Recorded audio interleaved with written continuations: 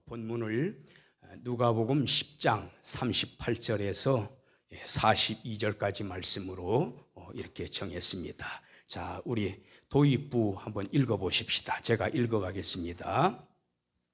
누가복음 10장 후반부에는 이 베다니에 살고 있던 마르다와 마리아 자매에 관한 일화가 기록되어 있습니다. 예수님께서 베다니에 도착하셨을 때에 이곳에 살고 있던 두 자매의 집을 방문하셨습니다. 보니까 누가 밖에 나가서 예수님을 영접을 했지요? 두 자매 중에 마리아입니까? 마르다입니까? 마르다, 언니가 되겠습니다. 마리아가 동생이고 언니가 먼저 나가 영접을 했어요. 자, 계속 봅시다. 베다니는 예루살렘에서 가까운 마을이고 예수님께서 부활하신 후에 이곳에서 승천하셨기에 이제 우리 성도분들한테 예수님이 어디에서 승천하셨습니까? 하면 답변을 빨리 못합니다. 어디에서 출생하셨습니까? 하면은 베들레헴 마구간이다. 누구나 다 답변을 하는데 승천하신 장소는 어디입니까? 물어보면은 답변을 쉽게 하는 분이 그리 많지가 않습니다. 어디지요?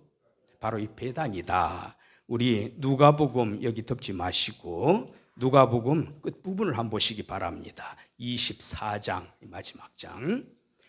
그거 우리가 꼭 기억을 해놔야 됩니다. 나중에 잊어먹지 마시고요. 누가복음 24장 저 후반부 50절입니다.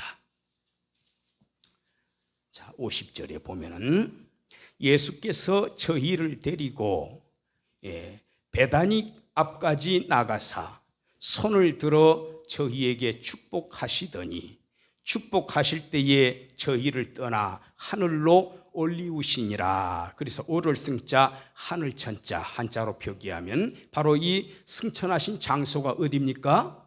이 베다니다. 요거 우리 앞으로 잊어먹지 말고요. 베다니 이렇게 꼭 기억을 해 두십시다. 다시 우리 교환으로 돌아옵니다. 자, 두 번째 문단입니다. 예수님을 영접한 동생 마리아는 예수님의 곁에 앉아 말씀을 배우고 있었고, 근데 이제 말씀의 내용이 뭔지는 모릅니다. 어쨌든 말씀을 배우고 있었다. 그런데 언니 마르다는 그 정황으로 미루어 보건대 구체적으로 마르다가 뭘 하는지는 안 나와 있어요. 근데 우리가 상식적으로 추론을 해보면은 아마 예수님이 또 오셨기 때문에 부지런히 음식을 마련하는 그런 상황이 아니었겠느냐, 그렇게 추측을 해봅니다. 아마 틀림없을 겁니다. 나중에 천국 가시면 물어보세요. 마르다라는 분 찾아가가지고 그때 뭐 하고 계셨어? 물어보세요. 틀림없이 음식 마련하고 있어서 답변할 겁니다. 자, 그런데 시간이 지나면서 음식을 계속 만들고, 근데 마리아는 뭐 하고 있습니까? 예수님 옆에서 말씀을 듣고 있어요.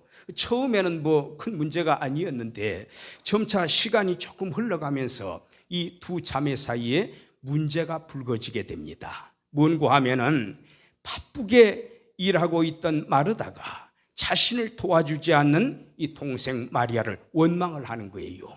정신이 있는 애냐 없는 애냐, 언니가 지금 부엌에서 열심히 이렇게 준비하고 혼자 땀 뻘뻘 흘리고 있는데 지금 예수님 곁에 앉아가지고 이렇게 말씀만 듣고 있는 거냐 하면서 굉장히 원망하는 마음을 품은 거예요.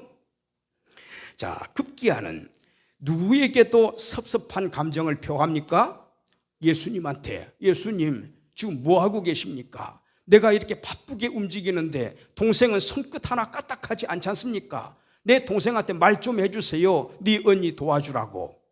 처음에 동구밖까지 우리식으로 표현하면 저 집 밖에까지 나아가가지고 예수님을 반갑게 맞이했는데 이제 들어와가지고 이런 불상사가 나타나는 거지요. 예수님까지 원망을 하잖아요. 매우 섭섭한 감정을 표했습니다. 그러나 예수님께서는 마르다에게 가르침을 베푸실 때 마리아는, 동생 마리아는 어떤 편을 선택했다? 좋은 편을 선택했다. 그러니 그 좋은 편 선택한 거, 그거 빼앗기지 아니하리라. 이게 이제 마리아에게 큰 양식이 된다라는 거지요.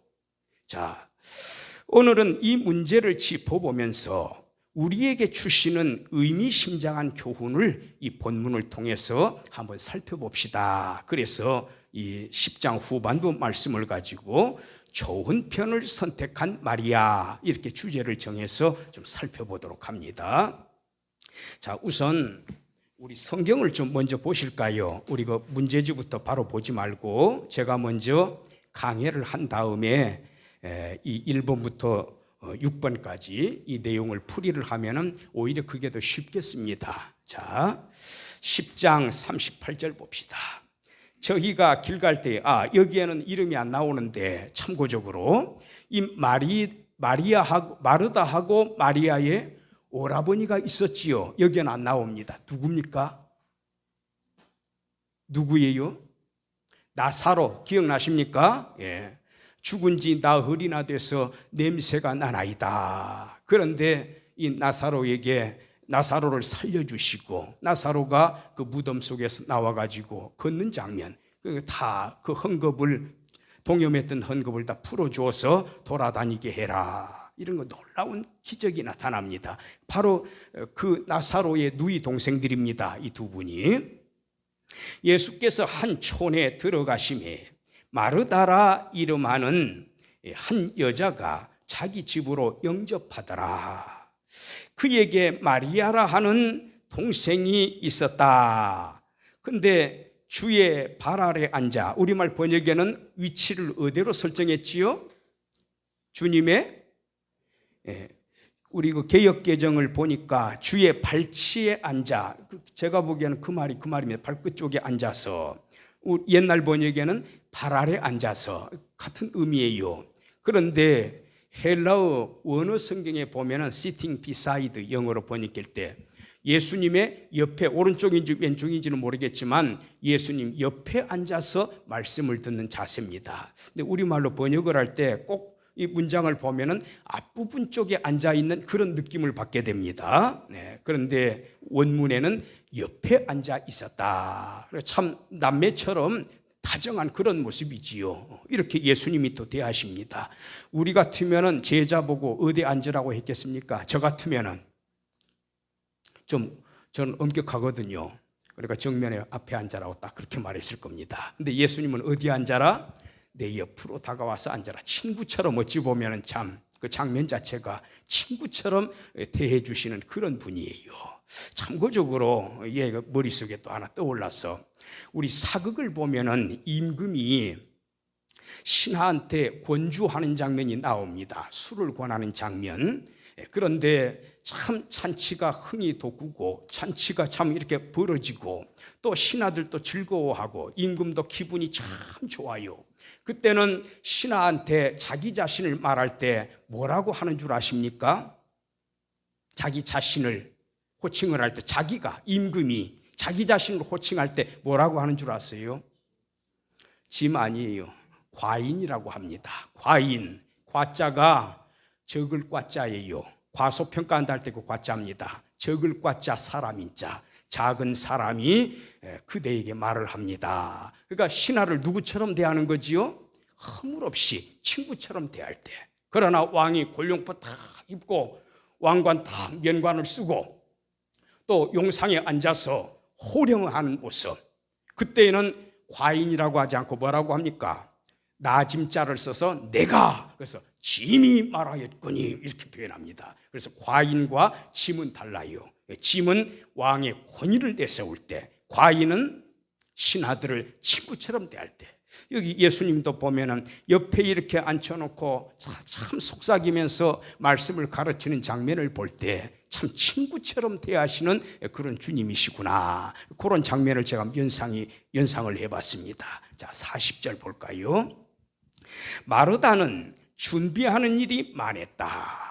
뭘 준비한 것 같습니까? 내용은 없지만 아마도 틀림없이 음식을 준비를 했을 거예요. 우리식으로 말하자면 음식을 준비할 때도 그냥 한두 가지 맛있는 거, 예수님 좋아하시는 거, 맛있는 거 하면 될 텐데, 이 마르다는 뭐 준비한 것 같습니까?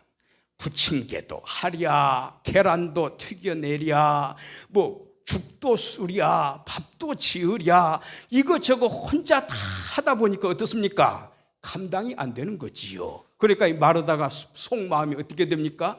뒤집어지는 겁니다. 이게 동생이 옆에서 도와주면 그나마 서로 대화해가면서 즐겁게 일을 준비할 테인데, 동생은 뭡니까? 속 편하게 지금 뭐 하고 있습니까? 예수님 옆에서 말씀만 듣고 있는 거예요. 그러니까 얼마나 중간중간에 흘겨봤겠습니까? 이 마르다가 그 보는 장면 환하게 연상이 되지요.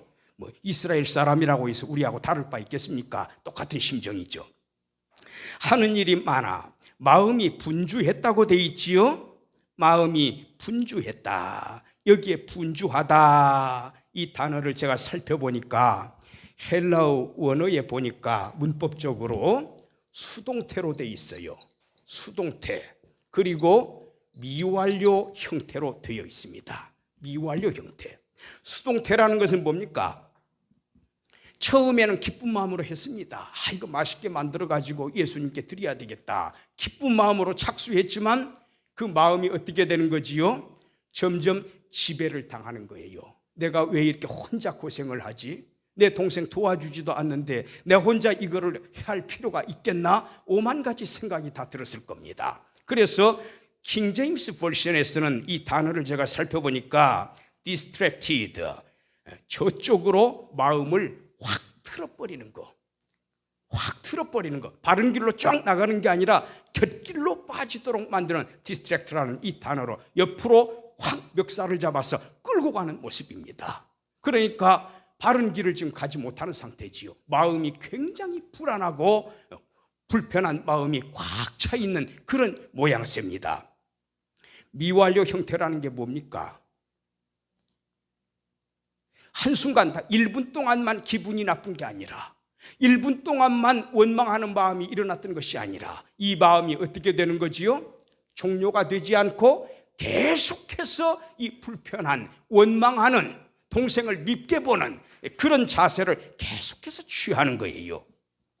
그래서 이 단어는 지금 수동태로 되어 있고 외부 환경이 이 마르다를 지금 지배를 해버린 겁니다. 좋지 못한 방향으로.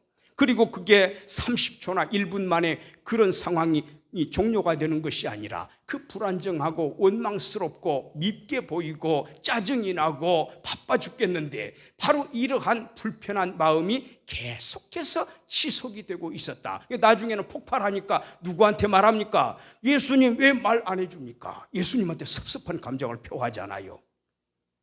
자, 그래서 다시 보십시다. 분주한지라, 우리말에는 마음이 바빴다 이렇게 번역을 했어요. 예수님께 나아가 가로되 주여, 내 동생이 나 혼자 일하게 두는 것을 생각지 아니합니까? 부엌에서 말한 겁니까? 어디에서 이 말을 했습니까? 예수님 앞에 다가가 가지고 예수님 앞에서 딱 이렇게 1대1로 쳐다보면서 왜 예수님 가만히 계십니까? 부엌에서 부른 말이 아니에요. 예수님한테 직접 다가가가지고 그게 뭘 말하는 겁니까? 마음이 지금 굉장히 혼란스러운 것을 의미하는 겁니다. 지금 마르다가 이 지경이 됐어요. 자, 보십시다. 나 혼자 일하게 두는 것을 생각지 아니하시나이까? 다른 말로 번역하면은 마음을 쓰다, 걱정하다, 염려하다, 멜레이라는 헬라어입니다. 우리말에는 생각지 아니하시나이까? 좀 온건하게 번역이 됐네요. 부드럽게. 원래는 굉장히 강한 단어입니다. 이게. 자, 저를 명하사, 명령을 하래요. 동생한테 명령을 내리셔서 나를 도와주라 하소서. 그렇게 돼 있잖아요. 나를 도와주라 하소서. 주께서 대답하여 가라사대 마르다야 마르다야. 자, 이 두 번 이름을 불렀는데 누가 생각이 납니까? 구약시대 창세기 22장에 자기 아들 이삭을 모리아 산에서 잡아바치는 아브라함, 칼을 들러서 찌르려고 하는데 그때 하늘에서 소리가 들려옵니다. 어떤 소리가 들려옵니까? 아브라함아, 아브라함아, 너가 나를 경외하는 줄 내가 안다고 표현을 하지 않습니까? 랍비들이요, 이스라엘 랍비들이 그 부분을 읽을 때는 굉장히 다급하게 빨리 응답니다. 마르다야, 아브라함아, 아브라함아, 빨리 부른답니다. 여기에도 예수님이 지금 2번을 부른 것은 뭘 말하는 겁니까? 마르다에 대해서 굉장히 다급한 마음을 갖고 있는 거예요. 우리말로 말하면 그런 의미가 되는 겁니다. 아니 마르다야, 이런 의미가 되는 거예요. 이스라엘 사람들은 그런 다급한 심정으로 만류를 한다든지 무슨 교훈을 준다든지 그럴 때에는 또는 붙잡는다든지 그럴 때에는 이름을 2번씩 부릅니다. 자, 마르다야, 마르다야, 너가 많은 일로 염려하고. 여기에 많은 일은 어떤 일입니까? 여기에 많은 일은 뭐예요? 추론하건대 이것저것 수많은 종류의 음식을 마련하는 겁니다. 몇 가지인지는 저도 모르겠습니다만 어쨌든 간에 많은 일로 염려하고 근심을 한다. 많은 일로 염려하고 근심한다. 자, 그 다음에 여기 근심하다, 이 단어가요, 우리말에는 근심하다, 헬라어 원어를 제가 보니까 어수선하다, 떠들썩하다, 그런 단어입니다. 마음이 안정되지 못하고 산란스러운 모습입니다. 흐틀산자, 어지러울 난자, 산란한 그런 모습을 나타내는 겁니다. 동의어를 2번이나 썼어요. 염려한다, 그렇게만 해도 돼요. 근심한다, 그렇게만 해도 돼요. 근데 염려하고 근심한다, 왜 동의어를 2번에 걸쳐 쓴 겁니까? 강조용법입니다. 이 정도로 마르다의 마음이 어떻게 되어 있다? 흐트러져 있다, 산란하다, 그 말이에요. 오죽하면 예수님이 2번씩 불렀겠어요. 마르다야, 그래도 알아듣지 않습니까? 바로 지금 앞에 와가지고 말을 하고 있는데, 근데 앞에 선 마르다를 보고 마르다야, 마르다 2번을 응급부 부른 것은 그 정도로 이 마르다가 지금 마음이 굉장히 산란스럽다, 고통스럽다. 자, 42절 한번 볼까요? 그러나 몇 가지만 하든지 혹 한 가지만이라도 족하니라. 마리아는 이 중 좋은 편을 택하였으니 빼앗기지 아니하리라. 자, 이제 문제지를 한번 봅시다. 이 부분은 제가 문제지를 풀어가면서 뒤쪽은 설명을 하도록 할게요. 1번 한번 보십시다. 마리아는 예수님을 영접하여 어떤 일을 감당하고 있었습니까? 마리아 동생, 39절에 예수님의 곁에 앉아서 말씀을 들었다. 말씀을 들었다. 이 말씀을 듣는다라는 이 단어가 헬라어의 아쿠오라는 단어입니다. 아쿠. 영어의 에코라는 단어가 여기서 나온 말이에요. 에코가 무슨 말입니까? 메아리 치는 거, 반향하는 거. 여기에서 소리를 쏘아보내면 저쪽에서 어떻게 합니까? 응답을 하는 거.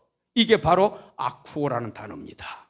그래서 이 말을 굉장히 교훈적인 의미에서 우리말로 번역을 할 때는 들을 청자, 따를 종자, 청종한다라는 의미로 번역을 합니다. 말씀을 듣고 순종하는 거지요. 따르는 거지요. 메아리치다. 제가 지난번에 그런 말씀 했지 않습니까? 절대로 산은 거짓말하지 않습니다. 이쪽 봉우리에 올라가서 야호 하면은 저쪽 봉우리에서도 뭐라고 말합니까? 야호라고 응답을 하지 여호라고 응답하지 않아요. 산은 정직합니다. 소리를 울려 보내면 그대로 반향을 해줍니다. 바로 여기 아쿠오는 뭡니까? 주님께서 말씀하실 때 이 마리아는 어떤 자세로 듣는 겁니까? 그 말씀을 그대로 받아들이는 자세예요. 가장 진지한 자세, 청종하는 자세. 바로 이거를 아쿠오라고 표현합니다. 헬라어입니다. 영어가 아닙니다. 본래 그 단어가. 자, 그리고 2번을 보시고 1번 답 적어 보세요. 뭐라고 하면 되겠습니까? 볼펜 들고 적으셔야 됩니다. 직접. 지금 제가 듣는 것, 설명 듣는 것으로 지나치지 마시고 직접 붓을 들고 쓰세요. 제가 늘 신학생들한테 그런 말 합니다. 공부에는 왕도가 없다. 왕이 편하게 걸어다니라고 옛날 고대 시대에 보면은 대리석, 네모 반듯하게 해서 대리석으로 쫙 깔아줍니다. 왕이 걸어다니는 계단, 길, 대리석으로 잘 매끈매끈하게 포장이 되어 있어요. 그러나 실력을 갖추려면 신하도 열심히 공부해야 되고 왕도 똑같이 공부를 해야 됩니다. 다른 방법 없습니다. 신하보다 똑똑한 왕이 되려면 어떻게 해야 됩니까? 신하보다 몇 배 노력을 해야 되는 거예요. 왕도가 없습니다. 편한 길이 없습니다. 똑같이 고생해야 됩니다. 제가 원시적으로, 공부는 좀 원시적으로 해라, 최첨단을 걷지 말고 장비 같은 거는 최첨단 활용하세요.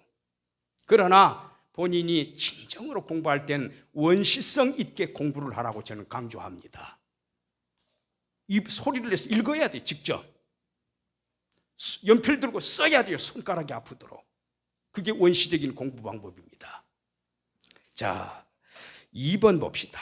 한편 마르다가 감당한 일의 성격은 어떻습니까? 40절에 일의 성격이 어떻습니까?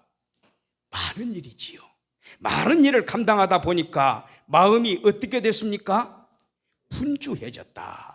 딴 데로 마음을 뺏겨버리는 거예요. 여기저기 마음이 막 흩어지는 겁니다. 한 마음 한 뜻을 품지 못하는 거지요. 주님을 위해서 열심히 맛있는 음식 마련하려고 착수한 거 아닙니까? 마음이 빼떨어지니까 원망하는 마음으로 돌변하지 않습니까? 그래서 마르다는 많은 일을 감당을 했다. 괄호 쳐놓고 아마도 음식 마련인 듯 그런 정도로 좀 코멘트를 달아놓으세요. 아마 틀림없을 겁니다. 그 다음에 3번째, 분주하게 일하던 마르다는 동생과 예수님께 대하여 어떤 감정을 표출했습니까? 같은 40절에 보시기 바랍니다. 예수님께 어떤 감정을 표출했습니까? 왜 아무 말도 안 하십니까? 동생한테 도와주라고 왜 아무 말도 안 하십니까? 여기 동생에 대해서는 직접적으로 동생을 대놓고 이야기한 대목은 없지만 예수님께 드린 말씀을 통해서 이 동생은 지금 몇 배의 고통을 느낄 겁니다. 동생한테 무슨 말을 하고 싶었겠습니까? 동생한테 하고 싶은 말 예수님한테 다 쏟아 부은 거예요 지금. 그러니까 더 고통을 느낄 수밖에 없어요. 너는 왜 언니가 일하는데 도와주지 않는 게냐? 원망하는 마음이지요. 그런 정도로 정리를 해보시기 바랍니다. 예수님께 대해서는 무관심한 태도에 대해서 섭섭하게 여겼다. 마리아에 대해서는 도와주지 않는 것을 보고 괘씸하게 여겼다. 자기 표현대로 한번 써보세요. 자, 그 다음에 4번 보십시다. 예수님께서는 마리아와 마르다 중 누구를 칭찬하셨고 또 누구를 책망하셨습니까? 42절에 한번 보시기 바랍니다. 42절에 마리아에 대해서는 어떻게 평가를 하셨습니까? 좋은 편을 택했다. 칭찬이 있지요. 마리아는 좋은 편을 택했다. 칭찬을 해줍니다. 그런데 마르다는 어떻습니까? 똑같은 이름으로 제가 써놨네요. 그 밑에 41절은 마르다로 써야 되겠습니다. 마르다에 대해서는 뭐라고 지적을 하셨습니까? 염려하고 근심하느냐, 네가 염려하고 근심하는구나. 이거는 칭찬이 아니라 책망이지요. 그래서 마리아와 마르다에 대한 평가가, 예수님의 평가가 완전히 달라져 있다. 자, 그러면 5번으로 한번 가볼까요? 예수님께서 마리아에 대해 좋은 편을 선택했다고 하셨습니다. 그렇다면 마리아가 선택한 좋은 편이란 무엇을 가리킵니까? 동생 마리아가 선택한 좋은 편은 뭡니까? 제가 그렇게 답변할 줄 알고 물어본 거예요. 그 답이 아닙니다, 거기. 제가 분명히 5년 전에 강의를 했는데 벌써 잊어먹으셨습니까?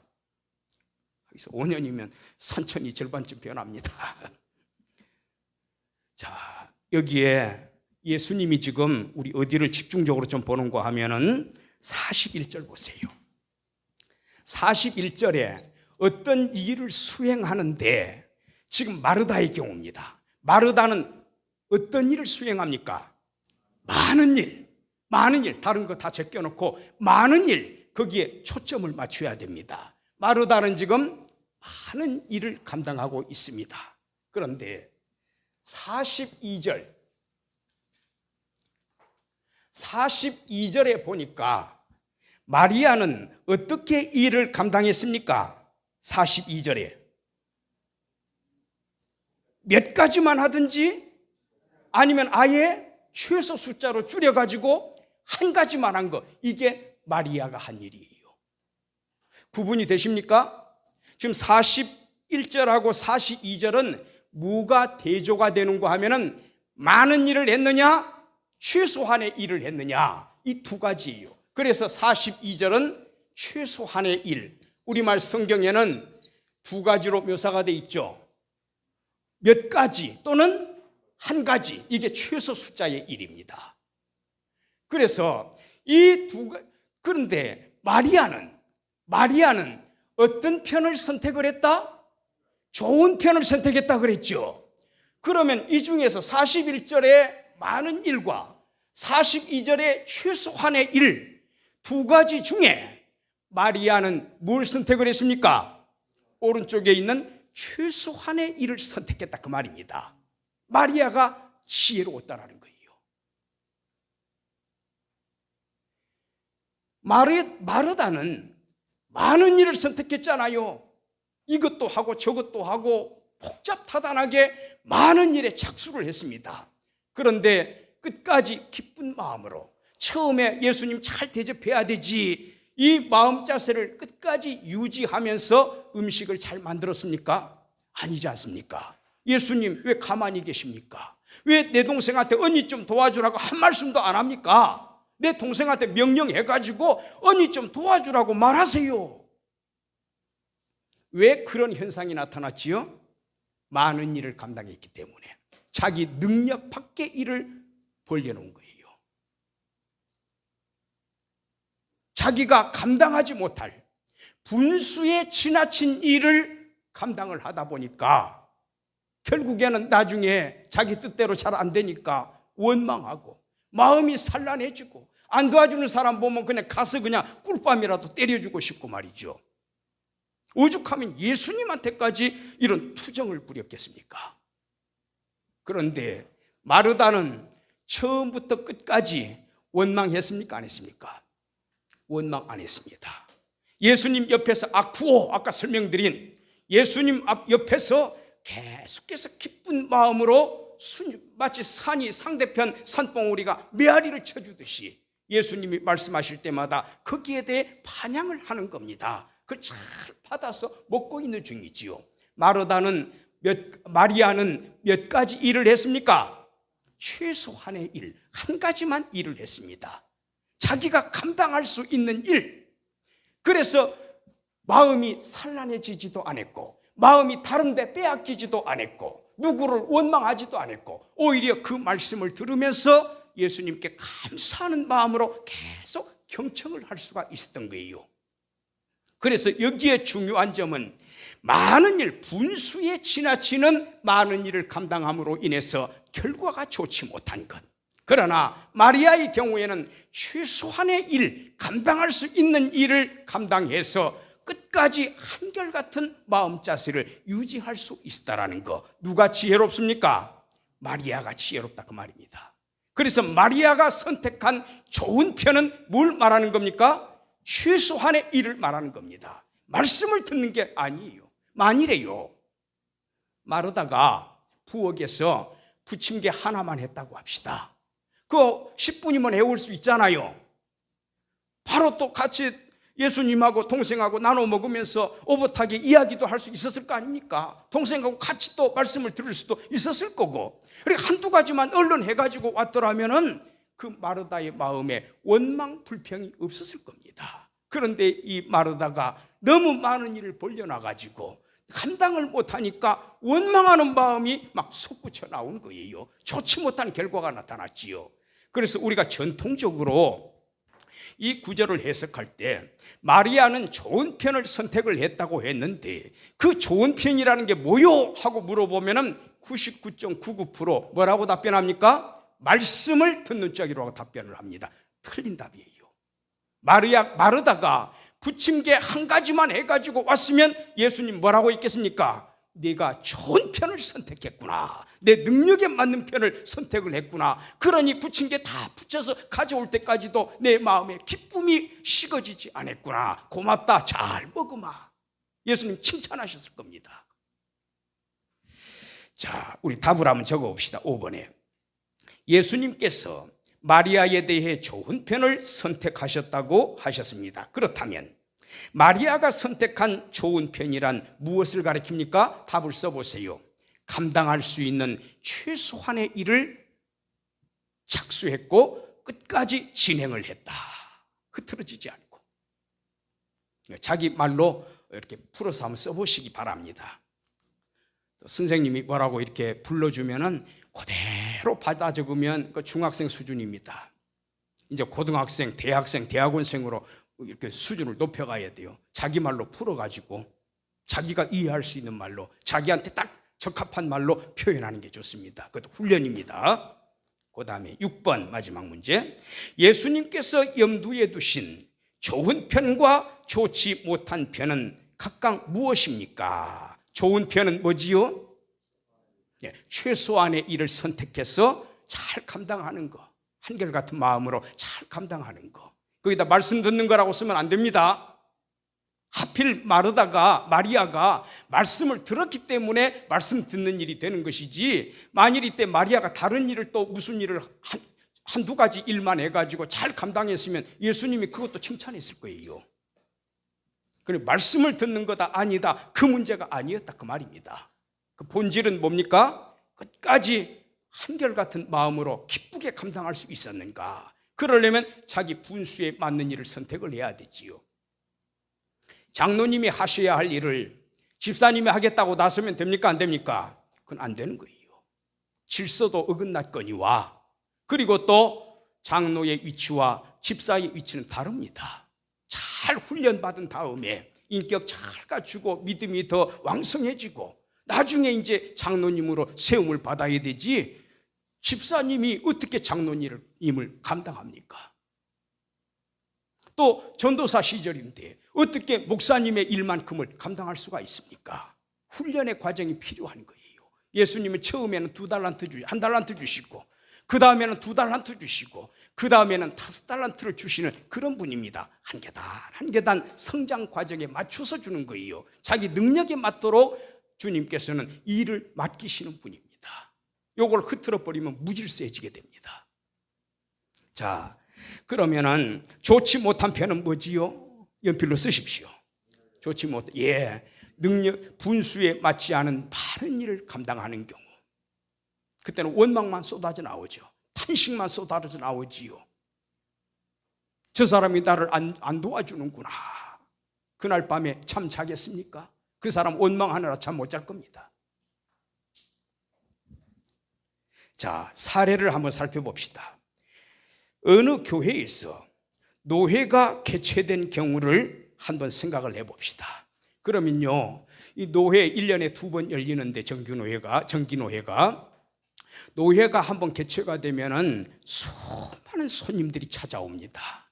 저는 이제 합동 측에 속해 있는 경기 최전방이었어요. 거기가 대광리라고 해서 최전방 거기서 제가 살고 있는 동네에서 남쪽으로 20분 정도로 차를 몰고 와야 38선 지점이 나옵니다. 그러니까 북한 땅으로 들어가 있는 부분이, 거기에서 목회를 했는데 연세 높으신 분들이 참 많아요. 65세 이상이 70%를 차지하는 그런 교회였습니다. 근데 어느 땐가 저희 교회에서 노회가 열렸어요. 노회가 열리면 보통 많이 모일 때는 200명 정도가 모입니다.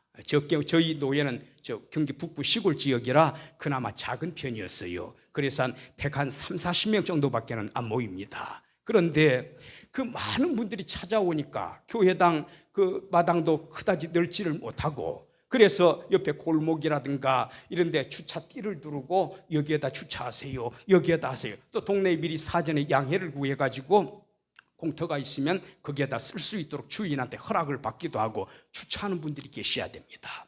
또 그 다음에 앞에다가 커피 세트 다 마련을 해놓고 사탕도 거기에 진열을 해놓고, 또 여전도회가 제일 바빠요. 밥 짓지, 다 음식 마련하지, 외부에서 사오는 게 아닙니다. 거기에는 직접 다 그렇게 하거든요. 그래서 여기 있는 것처럼 음식장만 및 상차리기, 다과 준비하는 거, 도로 안내하는 거, 교회 내에 주차 안내해 주는 거, 또 예배도 같이 참석을 해야 되겠고, 그래서 여러 분야의 일을 감당을 해야 됩니다. 그런데 여기에서 제가 그런 이야기를 들었어요. 실질적으로 나는 주차 안내 안 하고 나는 예배 참석할래요.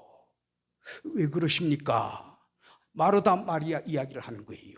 주차하는 것보다 예수님 옆에서 말씀 듣는 마리아를 이야기를 하면서 나 그 마리아처럼 은혜 받고 싶어요. 그러니까 일에 다 거룩한 일들인데, 다 필요한 일들인데 우선순위 가장 거룩한 게 뭐라는 거예요? 말씀 듣는 거. 주차 안내하거나 음식 장만한 거는 2순위, 3순위, 4순위 쪽에다가 배열을 해버리는 겁니다.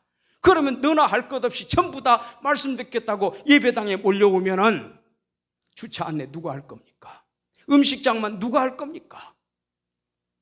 하나님께서는 그 노회를 감당을 하실 때 그 노회를 개최할 수 있도록 다 각자에게 임무를 주시는 겁니다. 그게 일사불란하게 잘 돌아가야 통일성이 있는 것이지, 은혜롭게 노회가 끝날 수 있지. 제 시간에 음식도 마련을 안 해놨다, 또 제 시간에 주차를 하려고 하다 보니까 더 이상 주차할 데가 없어서 되돌아가는 그런 노회원이 있다면 어떻게 되겠습니까?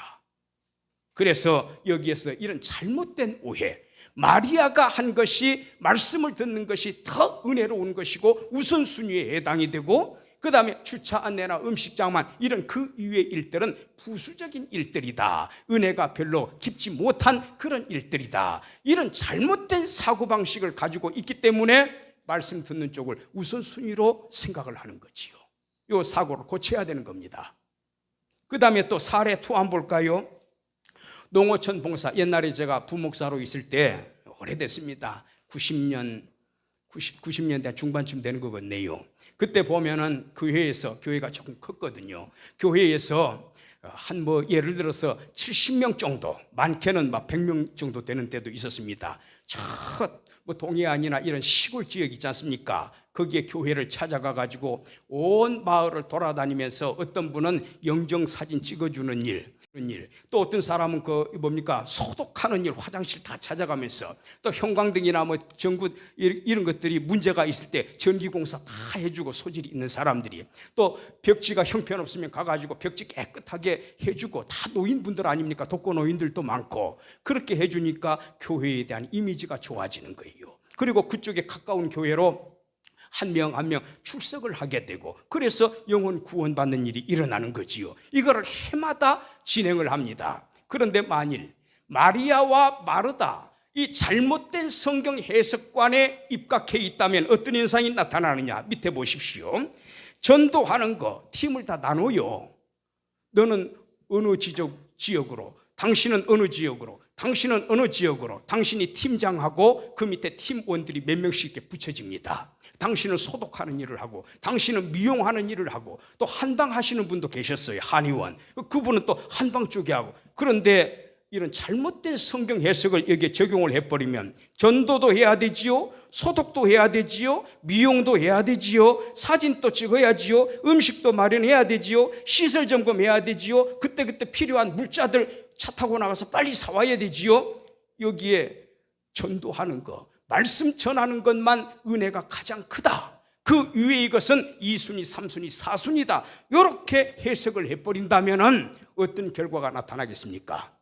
효과적인 전도사역 감당할 수가 없습니다. 하나님께서는 적재적소, 적당한 인재를 적당한 장소에서 최대한의 능력을 발휘하도록 사명을 주시는 거예요. 그때에는 회의를 통해서 다 결정을 하겠죠. 당신은 뭐 맞다라. 그때 결정이 된 내용에 대해서 말씀 전하는 쪽에 내가 개입이 안 돼 있다고 해서, 소독하는 쪽이 개입이 됐다고 해서 불평을 하면 안 되는 겁니다. 이것도 하나님이 원하시는 일이고, 저 일도 하나님이 원하시는 일이고, 그렇게 해야만 일사불란하게 통일성 있게 은혜롭게 일을 진행하고 한 3, 4일 일 다 마친 다음에 기쁜 마음으로 귀가할 수 있지 않겠습니까? 하나님이 그런 모든 과정을 통해서 영광을 받으시는 거예요. 자, 뒤쪽 한번 보십시다. 뒤쪽은 제가 읽어갈게요. 일반적으로 이 본문을 해석할 때 마리아가 선택한 좋은 편이란 말씀 듣는 것 그 자체를 가리키는 것으로 이해합니다. 거의 대부분 그렇게 해석을 합니다. 그래서 말씀을 듣는 이외에 다른 일들에 대해서는 말씀 듣는 것에 비해 열등한 일이라고 판단하여 주차 안내한다거나 소독을 한다거나 회피하는 태도를 취하는 경우가 있습니다. 그러나 이러한 사고는 매우 편협할 뿐만 아니라 극히 잘못된 생각입니다. 예수님께서는 이 본문을 통해 사명의식에 입각하여 이 일을 감당하되 자신의 능력과 분수에 맞는 일을 책임감 있게 마음이 안 변하고 흐트러지지 않고 끝까지 수행하는 지혜로운 성도가 될 것을 교훈해 주고 계십니다.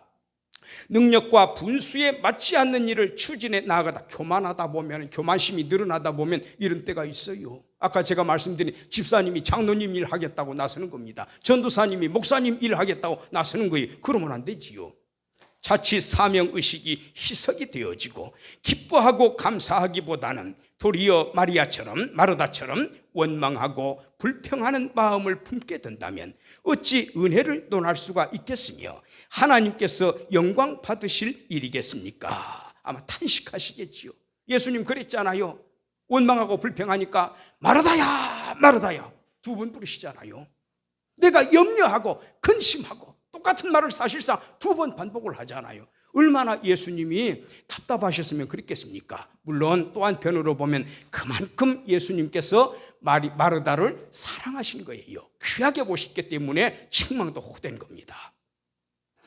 우리는 이 본문의 가르침을 통해 다음 세 가지의 교훈점을 마음판에 새겨야 하겠습니다. 첫째, 어떤 과업을 수행하든지 자기 직분, 집사님이면 집사님으로, 권사님이면 권사님으로, 목사님이면 목사님으로, 또 자기 직무, 능력에 상응하는 일을 맡아 감당합시다. 둘째, 자신이 맡은 일에 대해서는 마르다처럼 그렇게 하면 안 되지요. 끝까지 기쁜 마음으로 책임감 있게 수행합시다. 셋째, 겸손한 마음으로, 나중에 예수님한테 막 따지지 않습니까? 왜 명령 보고만 계시느냐고. 자신에게 적합한 최적의 일을 수행할 것이며 분수에 넘치는 일을 자청하지 마십시다. 그런데 제가 여기까지 이래 해놓으니까요, 혹시라도 또 어떤 성도님들이 공개적인 강의라고 가정을 했을 때 옳았구나, 잘됐구나, 그 안 목사라고 하는 분이 이런 이야기를 해주시더라. 내 당장에 우리 목사님한테 쫓아가서 왜 나에게 구역장 맡기시고 성가대원 일 맡기시고 뭐 맡기시고 여전도 일 맡기시고 왜 1인 3역 사역을 하게 하십니까? 네, 따져보리라. 그러면 됩니까, 안 됩니까? 제가 그 말 하라고 가르친 거 아니에요. 걱정이 돼. 한편으로도 이 정도로 강의를 해놓다 보니까. 그래서 뒤에다가 제가 노파심에서 한마디 써놨어요. 노파심에서 한마디 첨언합니다. 말을 첨가하는 겁니다. 특정한 상황에서는 힘에 지나도록, 바울도 보세요. 우리가 마음에 사형 선고를 받은 줄 알았노라. 우리는 꼼짝없이 죽었구나. 고린도후서 1장에 그 대목이 나오지 않습니까? 힘에 지나도록 일을 솔선하여 감당해야 할 시기가 있으며 심지어는요, 생명을 내걸고 목에 칼이 들어옵니다. 순조정신을 발휘해서 진짜로 주님 앞에 목숨을 바쳐야 될 때도 있다, 그 말입니다. 그러면 반드시 자신이 1인, 2역 혹은 3역을 감당해야 할 상황에, 피치 못할 그런 상황에 처해 있다면 그 일에 충심을 다해 감당하시기 바랍니다. 하나님, 나 능력이 안 되는데 마르다처럼 되면 어떻게 해요? 근데 제가 뒤에 뭐라고 했습니까? 그런 특별한 상황, 내가 안 하면 안 되는 상황, 나는 1인 1역만 하는 게 이상적인데 상황에 따라서는 1인 3역 4역도 해야 되는 경우가 있어요. 목숨을 내놓아야 되는 경우도 있어요. 이때는 하나님께서 이에 걸맞는 은총을 베풀어 주실 겁니다. 인내하는 마음도 주시고요, 평상시가 됐으면 원망이 쏟아져 나올 텐데 하나님이 그 마음을 꽉 붙들어 주시는 겁니다. 주기철 목사님 보세요. 사람의 힘으로 감당하지 못할 일을 하시잖아요. 신사참배 그 끝까지 항거하시다가 서대문 형무소하고 평양 형무소가 악명 높은 형무소입니다. 콘크리트 바닥에 아무리 담요 같은 거, 담요도 얄팍한 거 준대요. 그거 깔아도 바람이 숭숭 들어오는.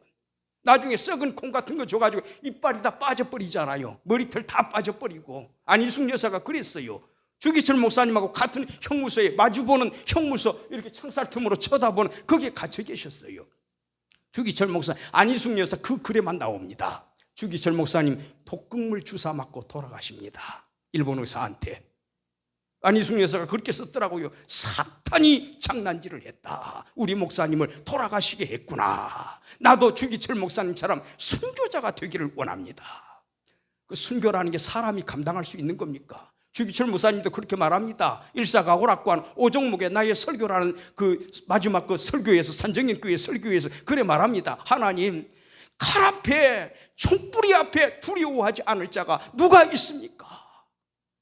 나도 사람에 불과합니다. 그러니 나를 빨리 데려가 달라는 거예요. 소나무가 아직 10%때 찍어야 되고 꽃이 만발했을 때 그때 꺾여야 된다. 요거 더 두고 보면 꽃이 떨어져서 뭐가 됩니까? 썩어갑니다. 10%던 소나무도 나중에 고목이 돼가지고 바스러져 없어집니다. 하나님, 내가 청장년의 신앙일 때 나를 속히 데려가시옵소서. 그 기도하잖아요. 그게 사람의 능력으로 할 기도입니까? 성령께서 그 힘을 주신 겁니다. 그러니까 어떨 때는 내가 감당하지 못할 일 꼭 감당해야 될 때가 있어요. 하나님이 그걸 원하세요. 그럴 때는 내 목을 내놓고라도 하나님 감당하겠습니다. 대신에 하나님 은혜 주십시오. 감당할 수 있는 힘 주시고 나에게 고문을 가할 때 견딜 수 있는 힘도 주시고 하나님이요 그 기도 들으십니다. 그래서 오늘 이렇게 마르다 마리아 두 사랑하는 자매가 되겠습니다. 이분들의 하신 일들을 통해서 좋은 편을 선택하는 마리아, 여기 이제 초점을 맞췄습니다. 그러나 마르다도 어떻습니까? 훌륭한 분이에요. 굉장히 훌륭한 분입니다. 그래서 마르다를 책망하는 그런 쪽은 아니고 아마 이것이 마르다에게 큰 교훈이 됐을 거예요. 이 과정을 통해서 마르다의 신앙이 얼마나 성장했겠습니까? 예수님께서 마리아에게도 유익을 주시고 이 과정을 통해서 마르다에게도 유익을 주셨다. 훌륭한 남매입니다. 우리 기도하십시다.